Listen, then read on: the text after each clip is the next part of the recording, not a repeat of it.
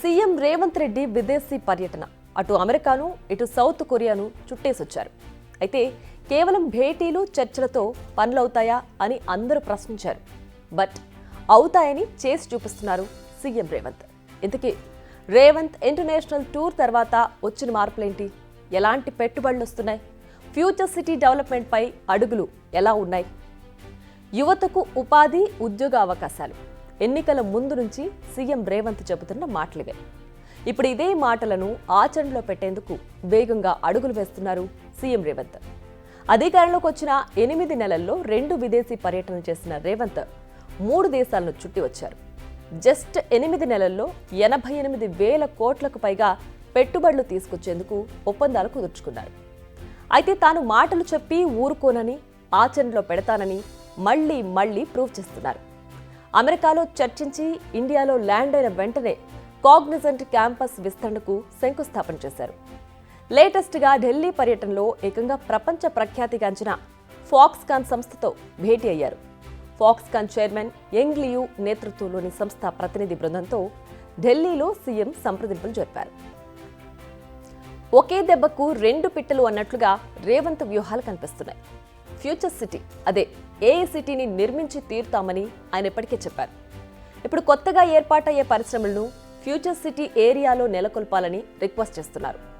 దీనికి అనుగుణంగానే ముచ్చర్ల సమీపంలో ప్లాంట్ను ఏర్పాటు చేసే ఆలోచనలో ఫాక్స్కాన్ ఉన్నట్లు తెలుస్తోంది. 4th సిటీలో తమకు 500 ఎకరాలకు పైగా భూమిని కేటాయించాలని ఆ కంపెనీ రిక్వెస్ట్ చేస్తోంది. నాట్ ఓన్లీ ఫాక్స్కాన్, విదేశీ పర్యటనలో కూడా ఫ్యూచర్ సిటీలో ఇండస్ట్రీస్ను ఏర్పాటు చేసేందుకు పునాది రాళ్లు వేసొచ్చారు.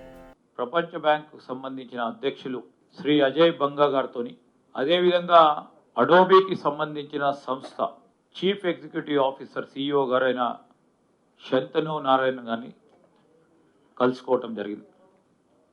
వారితోని ఈరోజు ప్రభుత్వానికి సంబంధించిన ఫ్లాగ్షిప్ ప్రోగ్రామ్స్, ప్రాజెక్టులు, ముఖ్యంగా ఫ్యూచర్ సిటీ, దాంతోపాటు ఆర్టిఫిషియల్ ఇంటెలిజెన్స్ సంబంధించిన సిటీ, మొన్ననే ఏర్పరచుకున్న స్కిల్ యూనివర్సిటీకి సంబంధించిన అంశాలు, దాంతోపాటు మూసీ రివర్ ఫ్రంట్ పునర్జీవనం గురించి కూడా వారితోని చర్చించడం జరిగింది. అమెరికా, సౌత్ కొరియా పర్యటనలో 50కి పైగా కంపెనీలతో చర్చలు జరిపింది రేవంత్ టీం. 19 కంపెనీలతో ఎంఓయూలు కుదిరాయి. ఈ ఒప్పందాల కారణంగా 30,750 కొత్త ఉద్యోగాలతో పాటు 31,532 కోట్ల పెట్టుబడులు రానున్నాయి. నోట్ ఏంటంటే ఫాక్స్కాన్ పెట్టుబడులు ఇందులో యాడ్ అవ్వలేదు. వారి ఎక్స్పర్టీస్ని తీసుకొని రాష్ట్ర ప్రగతికి సంబంధించిన అంశం విషయంలో ఏ విధంగా వారిని భాగస్వామ్యం చేయాలని ఆలోచన ప్రక్రియలో ముందుకు వెళ్ళటం జరిగింది. అదృష్టవశాత్తు మా లక్ష్యాలని, మా ఆలోచనలని చాలా వరకు కూడా చాలామంది కూడా స్పందించడం, ముందుకు రావటం జరిగింది. అందువల్లనే ఇన్ని వేల కోట్ల రూపాయలు పెట్టుబడులు పెడతామని ముందుకు రావటం జరిగింది. ఆ క్రమంలోనే ఎవరు ఏమనుకున్నా కానీ, కొంతమంది ఏదో సినిమా షో అని, ఫ్లాప్ అనో, మేము విజయవంతమైంది, మా ఆలోచనని స్పష్టంగా వారి ముందు పెట్టడం జరిగిందా లేదా, అది మేము విజయవంతమైనాం. ప్రజలందరూ చూస్తూ ఉన్నారు ఎన్ని పెట్టుబడులు వస్తూ ఉన్నాయో, ప్రజలు చెప్పాల్సిన అవసరం ఉంది. ఆ క్రమంలో ముందుకు వెళ్ళటం జరిగిందని మీ ద్వారా తెలంగాణ రాష్ట్ర ప్రజలందరికీ తెలియజేస్తూ, ఇక 4th సిటీ గురించి ఆలోచిస్తే ముచ్చర్ల కేంద్రంగా ఆ చుట్టుపక్కల ఉన్న ప్రాంతాన్ని 4th సిటీగా డెవలప్ చేయాలని డిసైడ్ అయ్యింది ప్రభుత్వం. ఇది నిజంగా మంచి ఆలోచన అంటున్నారు ఎక్స్పర్ట్స్. ఎందుకంటే ఇలా చేస్తే ప్రస్తుతం ఉన్న 3 ప్రాంతాలపై ప్రెషర్ తగ్గుతుంది. ట్రాఫిక్ నుంచి మొదలు పెడితే అనేక అంశాల నుంచి రిలాక్సేషన్ దొరుకుతుంది. అందుకే నగరాన్ని మరోవైపు విస్తరించే ఆలోచనలో ఉన్నారు రేవంత్. అందుకే కొత్తగా ఏర్పాటు చేసే కంపెనీలను ఆ ప్రాంతంలో ఏర్పాటు చేయాలని కోరుతున్నారు. ఇక దీనివల్ల ఇన్వెస్ట్మెంట్స్ రావడంతో పాటు ఓ ప్రాంతం కూడా డెవలప్ కానుంది.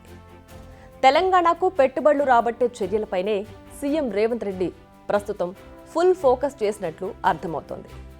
యువతకు ఉద్యోగ ఉపాధి అవకాశాలను మెరుగుపరచడమే లక్ష్యంగా ముందుకు సాగుతున్నారు. ఈ క్రమంలో మునుముందు మరిన్ని అంతర్జాతీయ సంస్థలను తెలంగాణకు తెచ్చే అవకాశాలైతే కనిపిస్తున్నాయి.